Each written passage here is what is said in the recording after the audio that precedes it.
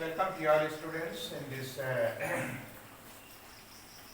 topic, and we are discussing about the demerits of democratic system.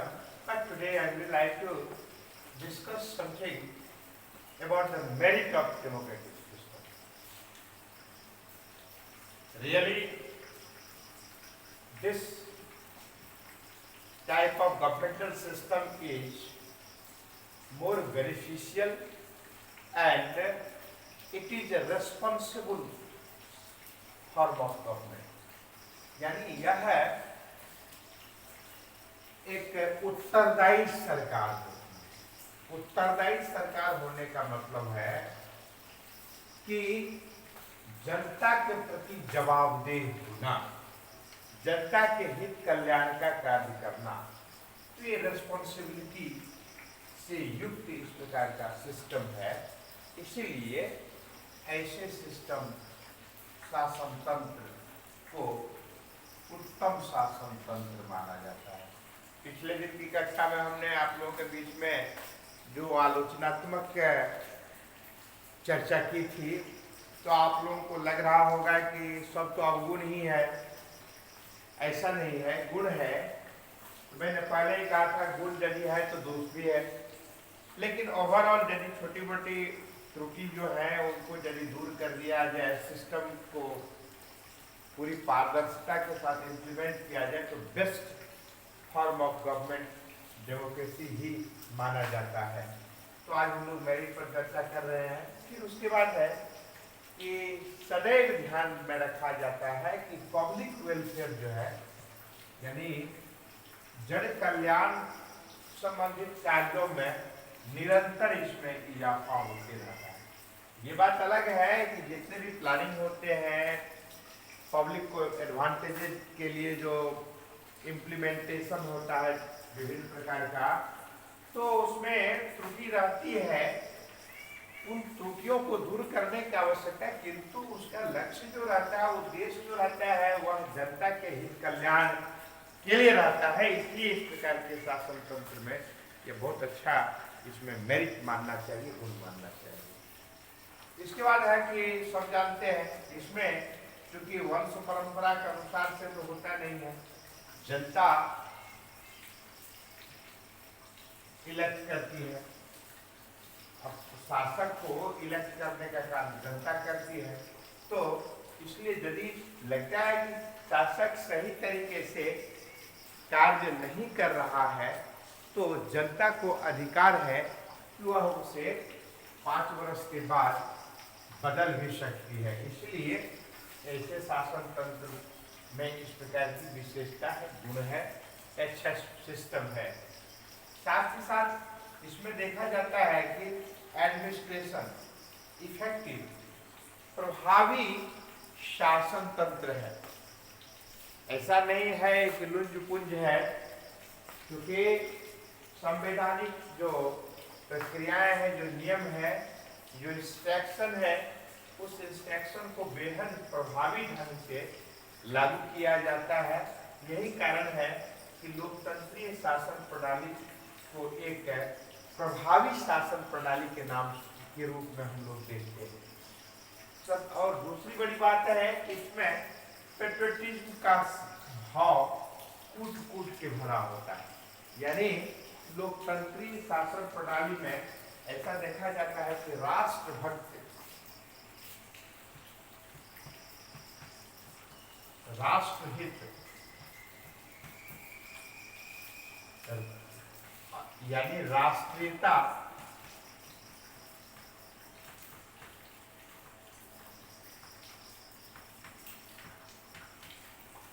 राष्ट्रीयता की भावना भी इसमें झलकती है, जिसके कारण ऐसे शासन तंत्र को श्रेष्ठ शासन तंत्र के रूप में हम लोग जानते हैं। इसके बाद है fundamental rights based on the equality and freedom.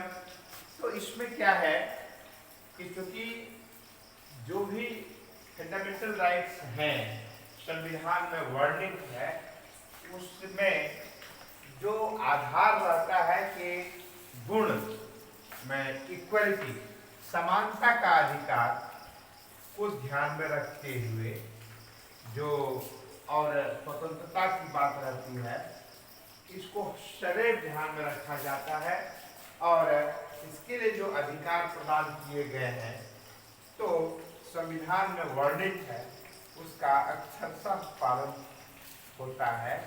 और देखा जाता है कि ये यदि उनके आम पब्लिक के अधिकार में किसी प्रकार का व्यवधान उत्पन्न होने की बात रहती है या हनन की बात रहती है, तो ऐसा सिस्टम है कि और संविधान के द्वारा इस प्रकार से अधिकार प्रदान किया गया है जन सामान्य को कि वह है संबंधित व्यक्ति के अगेंस्ट में वह न्यायालय भी जा सकता है। तो इस प्रकार की विशेषता लोकतंत्रीय शासन प्रणाली में है। इसके बाद एक और सबसे बड़ी विशेषता है, गुण है, वह है क्या कि independent and impartial judicial system, यानी लोकतंत्रीय शासन प्रणाली में एक स्वतंत्र निष्पक्ष न्यायपालिका का प्रावधान है जो सरकार के अंग के रूप में कार्य तो करती है, किंतु वह सरकार से बिल्कुल स्वतंत्र है और संवैधानिक जो अधिकार हैं, जो रूल्स रेगुलेशंस हैं, उसको सरकार अक्षरशः पालन कर रही है, यानी कि एग्जीक्यूटिव बड़ी सही तरीके से कार्य कर रही है, लेजिस्लेचर सही तरीके से कार्य कर रहा है या नहीं, इन बातों को ध्यान में रखने के लिए और सही तरीके से कार्य को कार्यान्वित कराने के लिए, धरातल पर लाने के लिए एक ऑब्जर्वेशन का कार्य न्यायपालिका के रूप में उनके द्वारा होता है। और यही कारण है कि इसको स्वतंत्र भी रखा गया है, इसमें किसी प्रकार का प्रेशर की बात नहीं है और पारदर्शिता भी है कि संपूर्ण देश के लिए एक रूल रेगुलेशन है और यदि सरकार किसी भी दृष्टिकोण से इस प्रकार के शासन तंत्र में यदि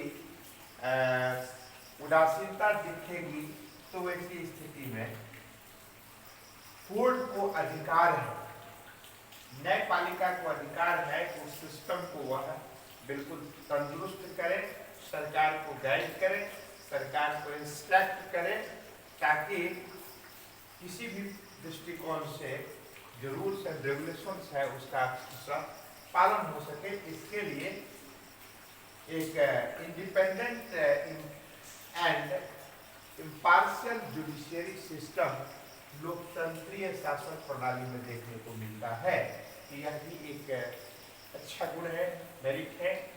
इसके बाद है सपोर्टर ऑफ वर्ल्ड पीस, सर्वे भवन्तु सुखिनः सर्वे सन्तु निरामया, सभी सुख से रहें, सभी निरोग रहें और सभी अमन शांति के साथ, अमन चैन के साथ विश्व रहे, इस प्रकार की परिकल्पना लोकतंत्रीय शासन प्रणाली में देखने को मिलती है।